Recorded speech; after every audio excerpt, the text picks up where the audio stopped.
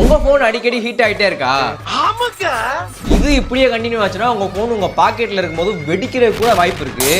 என்ன ஜோக் காட்டுறீங்களா? என்ன ரங்கா ஜோக் காட்டுறீங்களா எல்லாரும்? டேய் சும்மா என்னதா சொல்லாத, நான் சொல்ல வரத மட்டும் டைரக்டா சொல்லிட்டு போடா அப்படின்னு நீங்க நினைச்சீங்க அப்படின்னா நான் சொல்றத மட்டும் சொல்லிட்டு போயிடுறேன்.